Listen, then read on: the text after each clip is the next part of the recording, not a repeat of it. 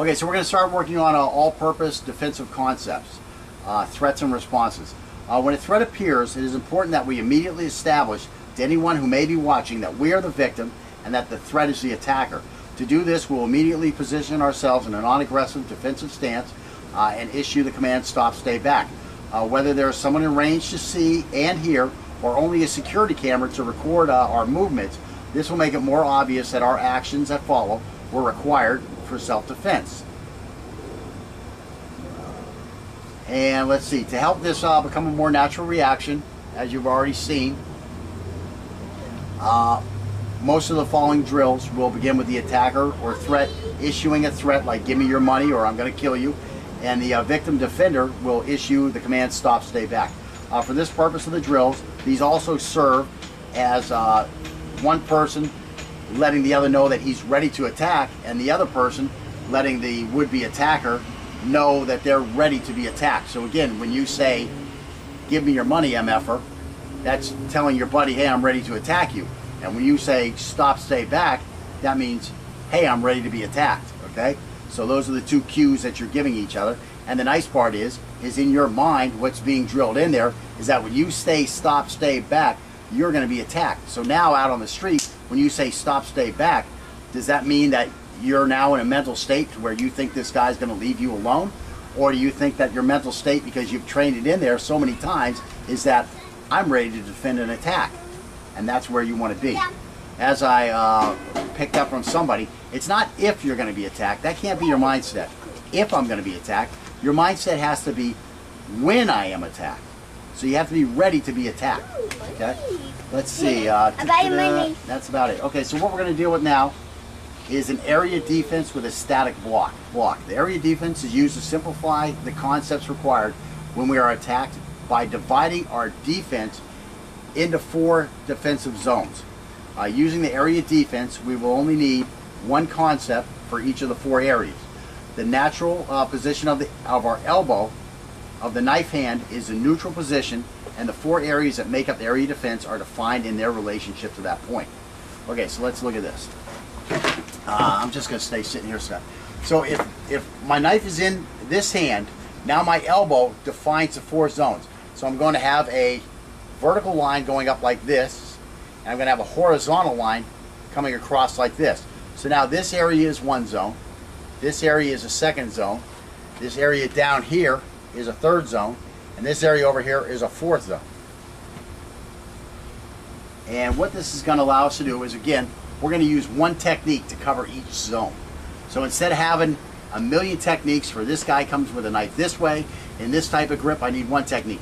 Now he comes this way with another grip, I need another technique. We're not going to have that problem. One technique will cover this whole zone. One technique will cover this whole zone. One technique will cover this whole zone. And one technique will cover this whole zone. And they all just pivot right off of the center portion. So let me see. Again, the area covering our head is zone 1. The area outside over here is zone 2. The area below containing our groin is zone 3 or area 3. And then outside of that is area 4 or zone 4. In general, when you are attacked by a fighter holding the knife in the same hand, your angle defense, okay, for that zone or area is going to match the first 4 attack angles. So again, if I'm holding the knife in my left hand and I come with an angle 1, well, while I'm on defense, that angle 1 is going to be coming in here into my zone 1, my area 1. So I'm going to use an angle 1 defense to block that or to intercept that angle. Okay. Same thing with a 2. You know, his angle 2 is going to be coming in this way at me. So boom, a angle 2 defense. And again, that 3 will be coming in this direction. So again, I'm going to be using the 3 and the 4. I'm going to use a 4, which is, you know, like your traditional down block. So let's see. That pretty much explains that. Now, one thing I do want to mention is that all 12 angles of attack can be defended by the 4 angle defenses. Now, this sounds a little crazy. Rookie just told me that, you know, 1 is blocked by a 1 and a 2 is blocked by angle defense 2. Yes, that's the basics, okay? But in reality, remember where this elbow is defines my zones, okay? So if this guy's coming in with a 1, well, he's in here. Well, if he comes with a 2, all I really have to do is turn this way, and now it's coming at my 1, my angle, my zone 1. So again, I can use an angle 1 defense on it. So I can use movement to control the angle or the area that he's attacking. So I can use movement to control the area that's going to be attacked, so that I can use the same defense. And that's where we're going to be going. But initially, we've got to fight our way through, and work these concepts and these skills by using just the angle 1 defense to cover area 1. A very important part of the defense response is how to position the blade of the knife when the attack is directed toward the area. The blade should be positioned so that it meets the attacker's wrist joint in a way that will allow us to block, stop, or deflect the attack with the sharp edge of our knife, with the knife pointing up for areas 1 and 2, and the knife pointing down for areas 3 and 4. Okay? So again, the area 1 defense with a static block is performed with a pushing uppercut motion across our body, with the palm facing back and the sharpened edge of the blade leading the way. Okay? So again, that's going to look like this. And again, I can come down lower, or I can come up higher. Pretty much all the same. An angle 2 defense with a static block. And again, a static block is the basic block. A static block is performed with a motion like we're waving a friend with a palm facing forward. So again, like we're waving, palm facing forward, sharpened edge of the blade leading the way. And area 3 with a static block is performed with a sweeping motion across the body, again with a palm facing forward, the sharpened edge of the blade leading the way. So again, that's going to be here like this. I'm going to push across here. And the angle 4 defense with a static block is performed with a sweeping motion away from the body with a palm facing back and the sharpened edge of the blade leading the way. So again, it's going to be this way here. This knife attack is coming in here, like on a nice angle 3, and boom, I'm going to be blocking it that way. Well, angle 3 from a right hand guy, angle 4 from a left hand guy. So let's see. It's important to remember that as the natural position of our elbow moves relative to the attack, our defensive areas move, and that requires a different response.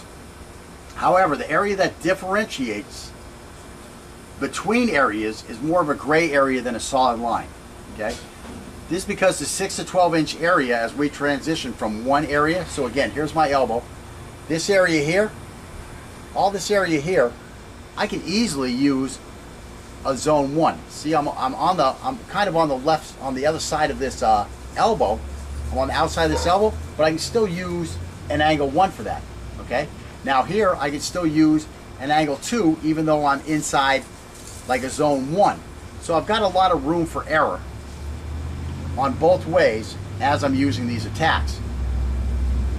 And let's see, it's very important to remember this so that we don't feel forced to lose time in our composure while trying to alter our concept when an attack doesn't travel exactly to the area we first thought it was. So a guy like fakes a 1 and then comes around on a 2, I don't really need to adjust the defensive angle that I was going to use. Okay, I just keep on the same thing. I either have to push up a little bit because he came a little bit over to this side, or etc. push through more this way, or again, I think he's going to attack over here. Well, now I just kind of push this out. I don't have to like just throw out my initial defensive plan. I can still use the original angle if it's in the close to the same area. Of course, I want to use a lot of footwork as we advance this stuff to help control that, and some other things, but we'll get there. But in general, these things are so flexible that this area here, right where my elbow is, I can use any angle to defend this area here. So I don't have to pick the perfect angle to succeed. You know, it's not like, oh, I was going with angle 1 and here he comes. It's kind of in the wrong area. Now I'm dead. It's all over. You know, you don't have to worry about that type of stuff. You do have a little room for error inside of these things. And again, by using footwork and body positioning to get the elbow to the right spot, any angle defense can be used to respond to any angle attack. And again, that's where we want to get to. When I learned this stuff, you know, it was pretty definitive. This is what you're going to do. That's it. In time, we may be able to anticipate the area that will be attacked because it will often be dictated by the fighting style of our opponent. Now again, we talked about that earlier. You know, which angles are good depending on which way he's holding the knife. Well, as we go through, we're going to pick up more and more on it that, wow, when this guy has this type of a grip, he just can't perform anything but basically to this zone. And when he's got this one, oh, he's got a lot more choices. When he's got this one, wow, he doesn't have much choices. Everything's going to kind of be, if he's right-handed, everything's going to kind of be a 2. I can block everything with a 2. You know, whereas, you know, a different kind of guy, it's going to be a different type of block required, or he's going to attack. His attackers are going to focus more on one zone than the other depending on his style. Now, once you get to this guy's not really limited, so he's your big trouble guy because he can get to all 4 zones pretty easily using his 12 angles of attacks. But in general, you know, the style does dictate a lot of how he's going to attack you, and that makes it easier for you to pick a defensive response. Okay, so let's see. If we think back to lesson 1, we'll remember that some grips had very strong attacks from certain angles, and some had highly ineffective attacks from other angles.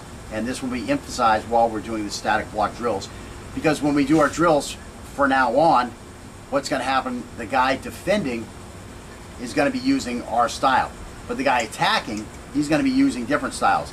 And specifically, what we're going to do is we're going to work with this to take care of the hammer grip, the saber grip, and the modern grip, and we're going to use this to handle all the other things, because basically people are going to attack with a knife like this or like this, and if they attack with it in some other way, it's so limiting that we really don't need to spend a lot of time getting ready for those attacks. I mean, that's the easy guy. That's a guy who has no clue what the hell he's doing.